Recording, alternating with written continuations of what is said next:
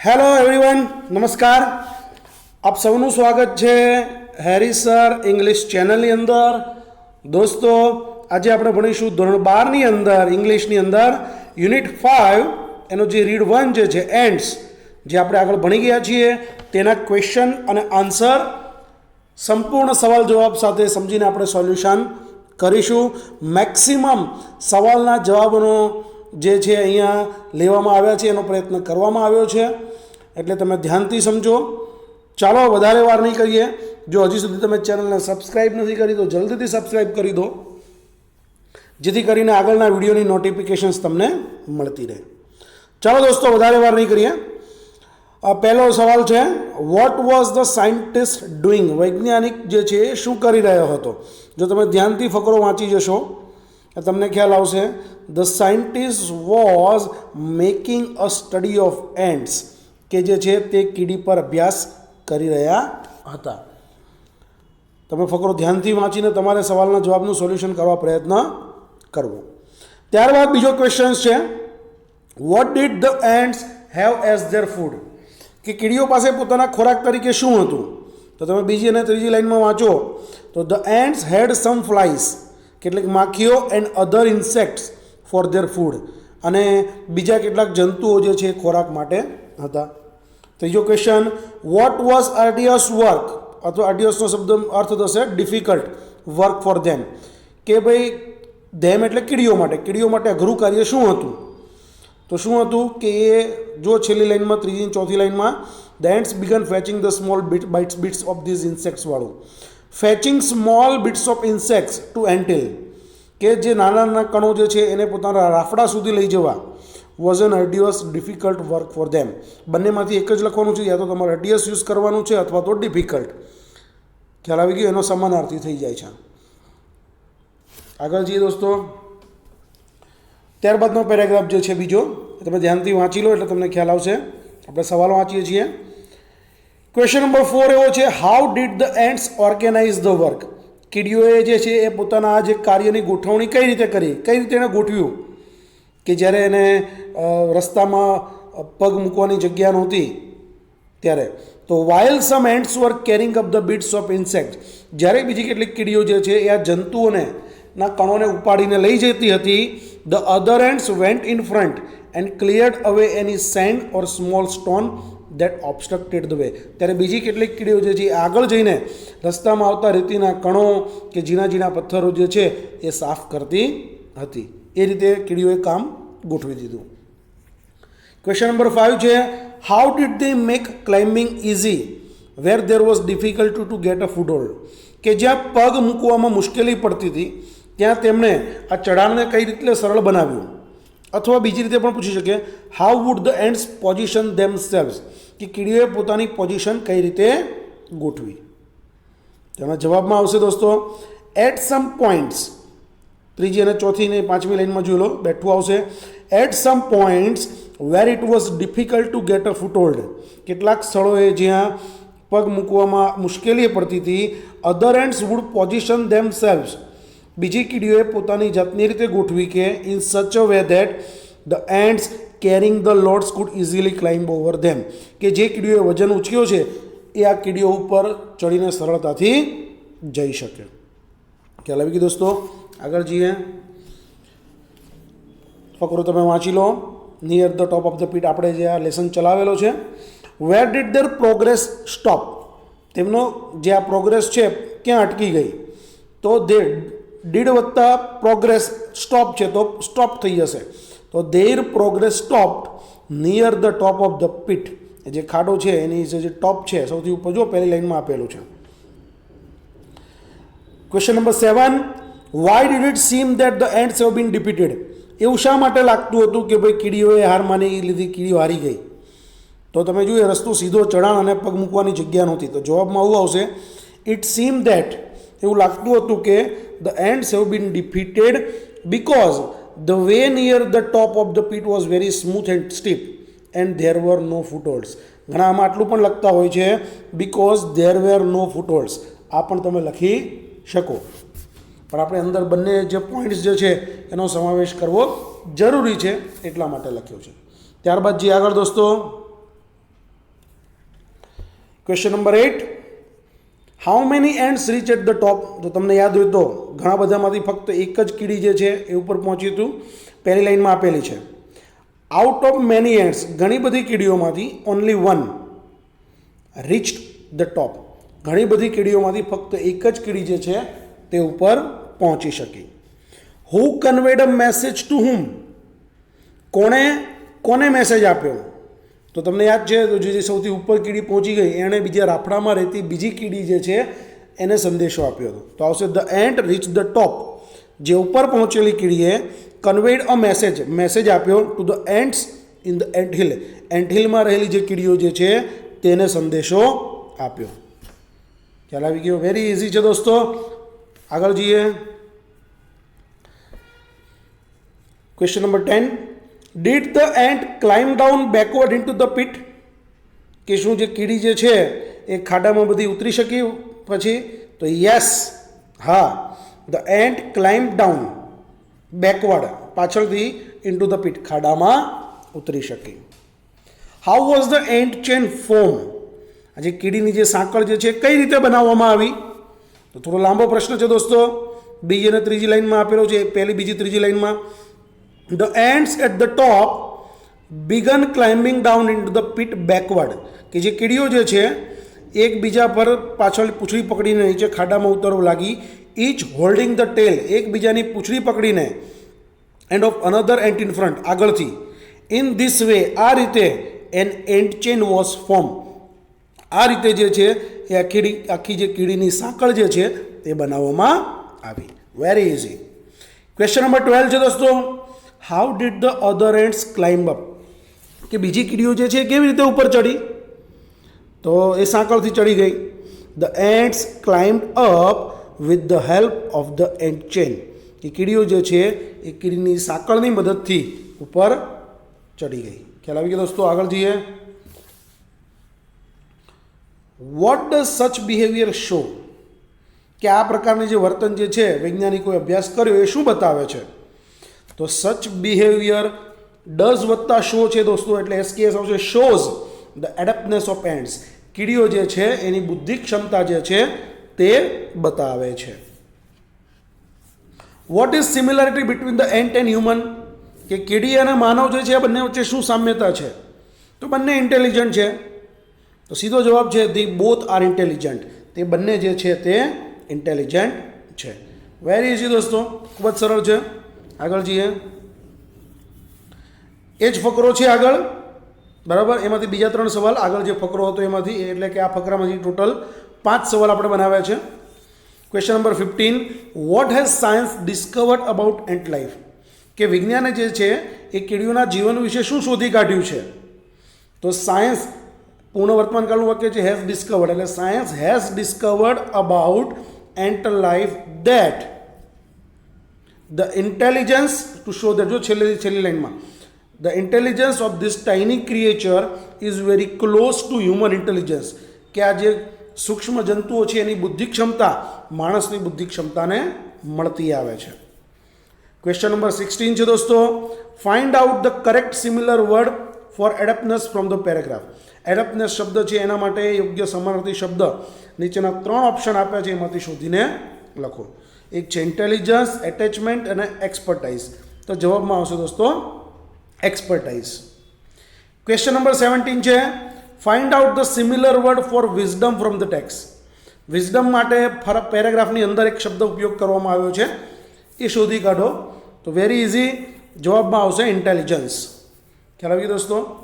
આગળ જઈએ દોસ્તો. 17 સવાલ પૂરા થયા. આગળ આ જે પેરેગ્રાફ છે એમાંથી એક સવાલ લીધો છે આપણે. Which was a big leap for human being towards progress? કે માણસે પોતાની પ્રગતિ માટે સૌથી મોટો લીપ જમ્પ કયો માર્યો હતો?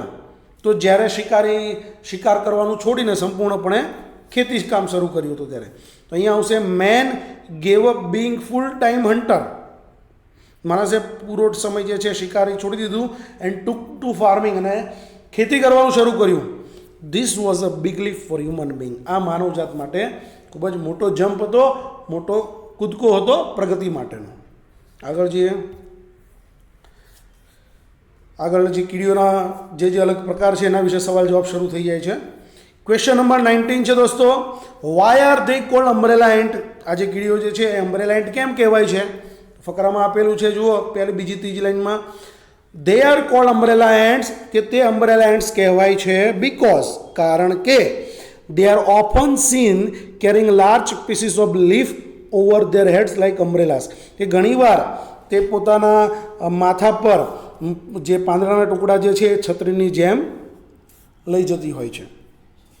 Question number 20, how do they do farming? તેઓ જે ખેતી જે છે એ કેવી રીતે કરે છે?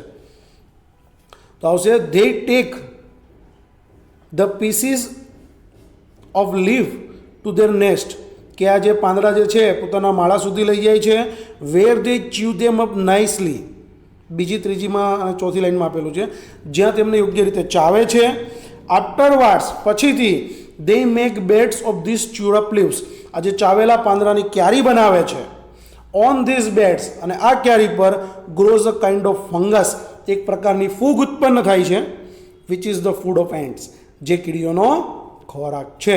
વેરી ઇઝી દોસ્તો, સવાલ જો વ્યવસ્થિત સમજી લેશો તો તમે સરળતાથી જવાબ લખી શકશો. Question number 21, how do they get food from leaves? તે પાંદડામાંથી ખોરાક કેવી રીતે મેળવે છે? તો ઉપર જે લીધું એ પ્રકારનું થોડું આવશે. The ants chew the leaves to make beds of this chew up leaves, કે કીડીઓ જે છે એ આ જે ચાવેલા જે પાંદડા જે છે એમાંથી શું કહેવાય ક્યારી બનાવે છે. A kind of fungus grows up on this beds, અને એક પ્રકારની ફૂગ આ ક્યારી પર ઉત્પન્ન થાય છે. Which they use as there food, કે જેનો તે પોતાના ખોરાક માટે ઉપયોગ કરે છે. સમજી ગયા દોસ્તો? આગળ જઈએ. વોટ વી હેવ કોલ્ડ કાઉ વાળું છે. What is the cow here? અહીંયા ગાય કોને કહેવાય છે? અહીંયા ગાયની વાત નથી કરી, એક કાઉ એન્ડ નામ આપવામાં આવ્યું છે, બરાબર. કાઉ શબ્દ ઉપયોગ કરવામાં આવ્યો છે. તો here the cow is one kind of green fly, એક પ્રકારની જે ગ્રીન ફ્લાય જે છે એના માટે આ કાઉ શબ્દનો ઉપયોગ કરવામાં આવ્યો છે. Question number 23, what do the ants enjoy અથવા રેલિશ? રેલિશ શબ્દ એટલે માણવો, ચોપડીમાં રેલિશ શબ્દ છે એનો સમાનાર્થી થશે એન્જોય.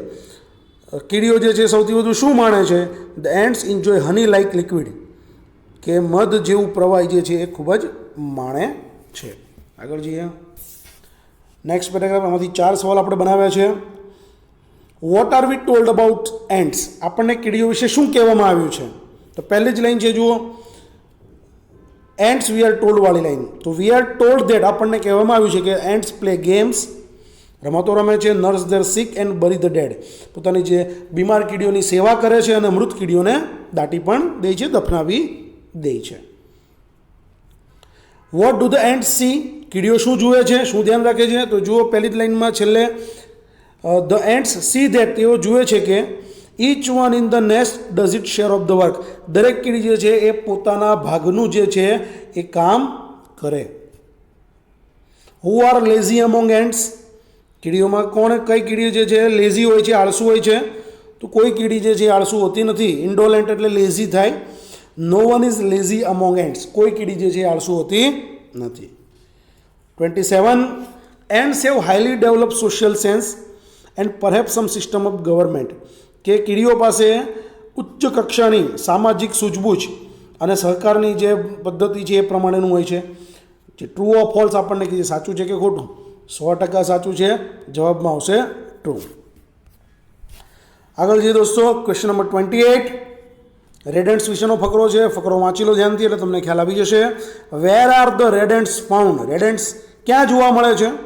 તો ધ રેડ એન્ટ્સ, ધેનની ધ આવશે. The red ants are found, are લખવાનું રહી ગયું છે. The red ants are found in Europe.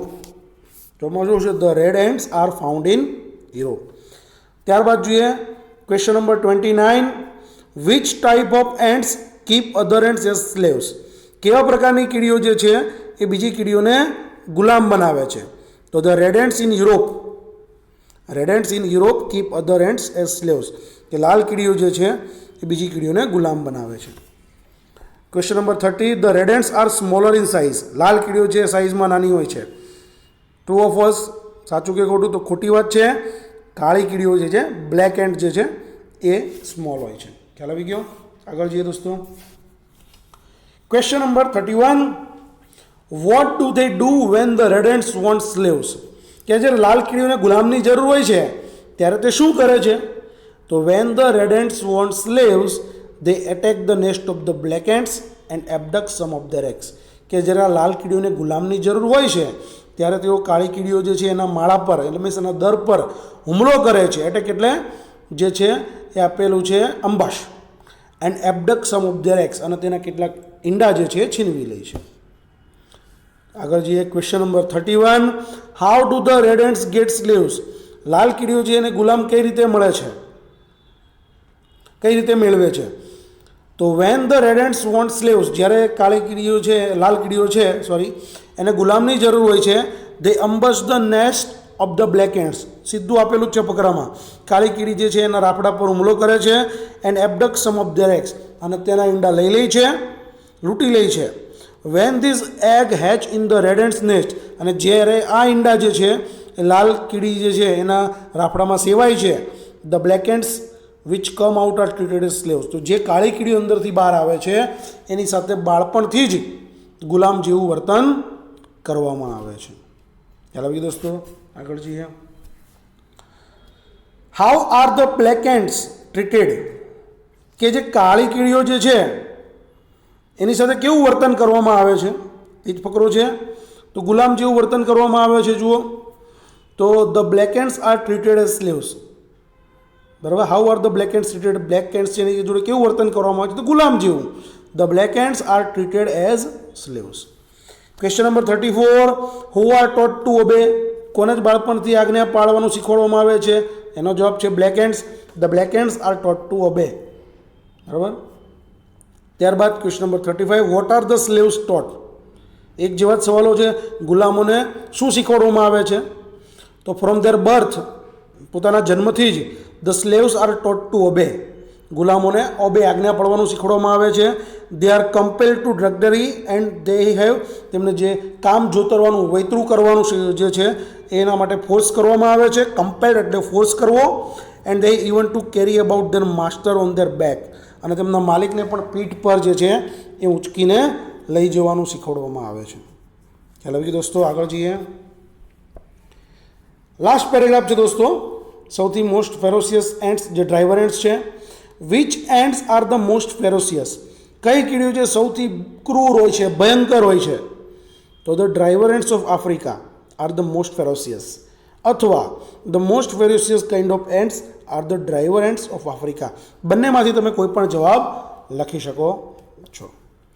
ત્યારબાદ જે દોસ્તો question number 37. What are special characteristics of them? એમના ખાસ લક્ષણો શું હોય છે આ ડ્રાઈવર એન્ડ્સના? બરાબર. એમની અંદર કયા કયા જે લક્ષણો હોય છે?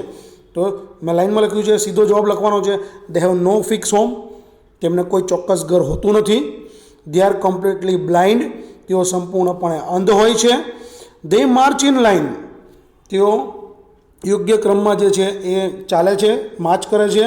They devour an animal that happens to be in their path, અને તેના માર્ગમાં જે પણ પ્રાણી આવે એને તે ગળી જાય છે. તો આ એના ગુણો છે. ક્વેશ્ચન નંબર 38 દોસ્તો, અને લાસ્ટ ક્વેશ્ચન.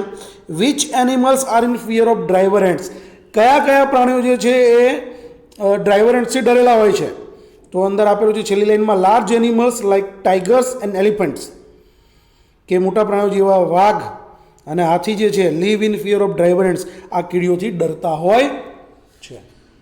તો દોસ્તો અહીંયા મેક્સિમમ ક્વેશ્ચન જે છે એ લેવામાં આવ્યા છે. અહીંયા તમામ ક્વેશ્ચનના આન્સર આપણે અહીંયા પૂરો કરીએ છીએ. મોટાભાગના ક્વેશ્ચન્સ આપણે આવડી લીધા છે. કદાચ ક્યારેક એવું બને કે કોઈ ક્વેશ્ચન્સ આમાંથી છૂટી ગયો હોય કે રહી ગયા હોય, તો આપણે મેક્સિમમ ભણ્યા છે કે એના આધારિત મેં મોટાભાગના સવાલ જે આપણે એનો અભ્યાસ કર્યો છે કે એના આધારિત તમે જે કોઈ ચૂકી ગયેલો પ્રશ્ન પૂછાય તો એનો જવાબ પણ તમે લખી શકો. આશા રાખે છે કે તમને વિડીયોમાં ખ્યાલ આવ્યો હશે. જો દોસ્તો ખરેખર તમને આ વિડીયો ગમ્યો હોય તો વિડીયોને લાઈક કરો અને શેર કરો, અને જે જરૂરથી કોમેન્ટ કરો, જેથી કરીને અમને વધુમાં વધુ સારા વિડીયો બનાવવાની પ્રેરણા મળતી રહે. વધારે નહીં કહીએ દોસ્તો, ફરી મળીશું આવતા વિડીયોમાં નવા ટૉપિક સાથે. ત્યાં સુધી સ્ટે હોમ, સ્ટે સેફ. જય હિન્દ.